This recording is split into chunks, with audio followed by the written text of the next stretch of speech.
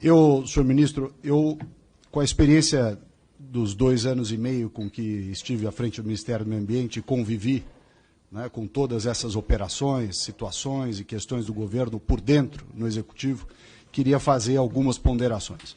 A primeira, circulou aqui no Parlamento uma informação de que havia um movimento para acabar com a possibilidade de operações de garantia da lei e da ordem por parte das Forças Armadas.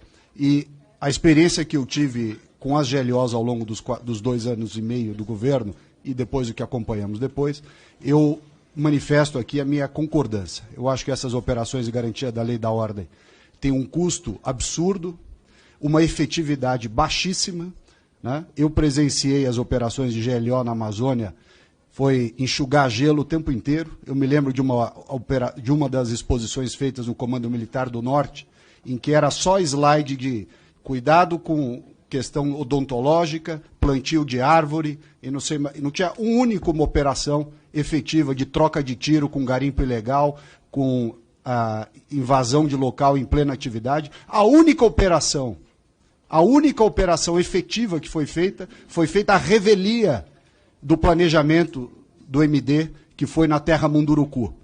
Nós só chegamos num lugar onde tinha efetivamente operações porque foi feita uma destinação distinta daquela que tinha sido planejada. Senão, mais uma vez, nós iríamos para um lugar vazio, sem ninguém, só para fazer teatro de guerra. E, aliás, esta Operação Munduruku resultou na apreensão do avião da FAB pelos indígenas lá em Jacareacanga, e quem mandou os indígenas para Brasília no avião da FAB para liberar o avião foi o então ministro da Defesa. E não teve, na época, a dignidade de via público a dizer que não tinha sido o Ministério do Meio Ambiente que transportou indígena para Brasília. Foi o ministro da Defesa que fez isso para liberar o avião da FAB que estava apreendido em Jacareacanga pelos indígenas. Então, é preciso deixar bem claro isso. Operações que ficavam, leva a tropa para lá, leva a tropa para cá, uma fortuna de avião, de helicóptero, de tanque, de não sei mais o que, caminhão, efetividade zero. Segundo, artigo 142. Mais uma vez, apoio nosso para a mudança desse artigo 142. Tanto se falou na história de papel moderador, atuação, etc. Não tem papel moderador nenhum, não foi usado e não deve ser usado. Realmente, melhor remover o artigo 142. Aliás, com relação às GLOs, lembro aqui que quem desempenhou um papel muito importante lá foi a Força Nacional, junto com a Polícia Federal, o IBAMA e o ICMBio. Essas operações, sim, tiveram muita efetividade em solo, mas só quando a Força Nacional entrou nas operações. Terceiro, com relação à politização das Forças Armadas.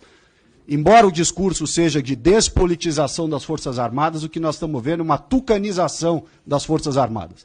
E o general Arruda que o diga, quando foi surpreendido pelos discursos e falas que deram ensejo depois ao seu enfraquecimento à frente do Comando do Exército.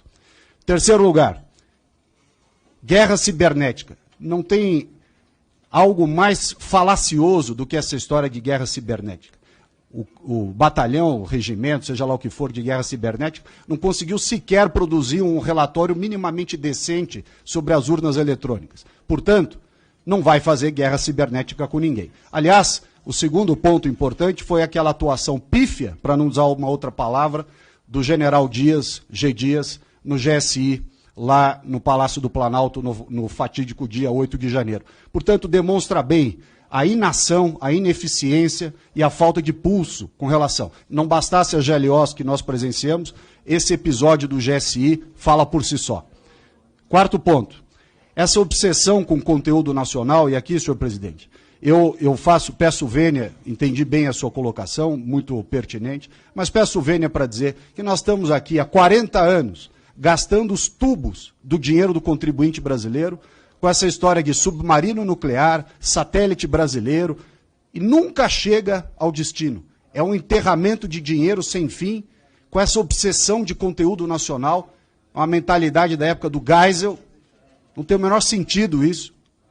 Nós temos que acabar com esse negócio, nós estamos enterrando dinheiro que poderia para saúde, educação, transporte, segurança pública. Estamos enterrando dinheiro nessas obsessões de submarino nuclear, de satélite, coisa que o vale. E digo isso com experiência própria de várias outras. Eu fui visitar lá o local do submarino nuclear, fui à base de Alcântara, fui em várias operações, vários lugares. E digo mais, Me lembro aqui, durante o governo passado, que se encerrou, vários membros do governo, e pessoas de fora também, quiseram comprar um fuzil da Imbel, 1 ano para entregar um fuzil. 1 ano. Então, quando eu vejo essas apresentações de empresa nacional de defesa, isso é uma piada. A empresa não consegue fazer um fuzil em 1 ano para entregar para as pessoas que queriam comprar. Está aí o satélite que nunca chega, o submarino que nunca recebe, enfim, uma infinidade de recursos públicos gastos nisso. Aliás, me lembro bem, durante as operações de GLO, o centro lá, o Sensipan, que dava as imagens de PRODES e DETER e tudo mais, para nos ajudar, uma demora tremenda na entrega de informações, sendo que a Planet, uma empresa privada, faria 10 vezes mais rápido com um milésimo do custo. Por fim, eu ia comentar aqui do sistema controlado de armas de fogo, mas como agora o novo decreto parece que vai transferir essa incumbência para a Polícia Federal, não preciso gastar tempo com a dificuldade que foi propositalmente criada contra os colecionadores e atiradores pelo Exército Brasileiro.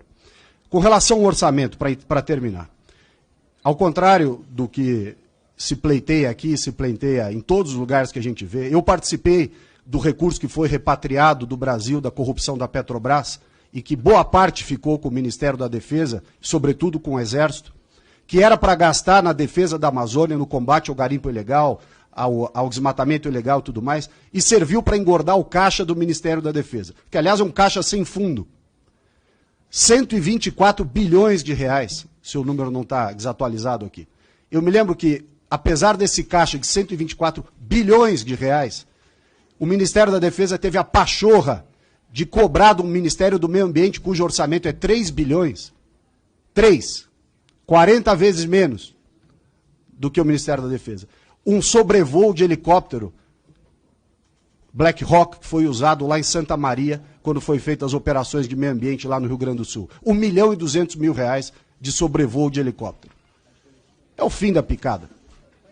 Um orçamento que já é gigantesco, que gasta uma fortuna de pessoal. Nós vemos os números estratosféricos que são apresentados aqui, e peço vênia ao general Tomás para citar o caso que foi colocado na imprensa, de 770 mil reais de indenização ao general Tomás, quando passou da ativa para a reserva. Essa tem sido a finalidade do dinheiro do contribuinte brasileiro. As operações de abate de aeronave, de tráfico de drogas, de combate ao tráfico de drogas nos rios da Amazônia, de fronteira com Bolívia, com Colômbia, com tudo isso, zero de efetividade, zero.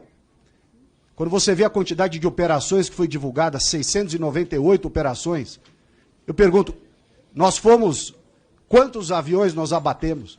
Quantas operações de conflito houve com os traficantes? Isso sim, nós estamos gastando dinheiro com inimigos fictícios.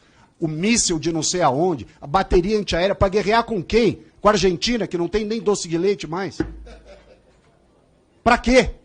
O inimigo fictício, a gente fica gastando fortunas do contribuinte brasileiro com essa obsessão de míssil balístico. Míssil balístico para quê? Se nem na fronteira, para a lei do abate, a gente usa o armamento que tem.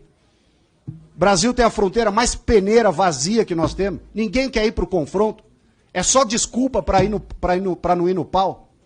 Ou seja, nós estamos gastando uma fortuna de dinheiro do contribuinte com inimigos fictícios e o inimigo real, que é esse da fronteira, a turma foge do combate como o diabo foge da cruz. Eu, portanto, senhor presidente, fica aqui a minha manifestação para que nós não ampliemos o orçamento das Forças Armadas, tenhamos sim o fim da GLO e revoguemos o artigo 142. Essa é a minha posição, agradeço o tempo expendido. Muito obrigado.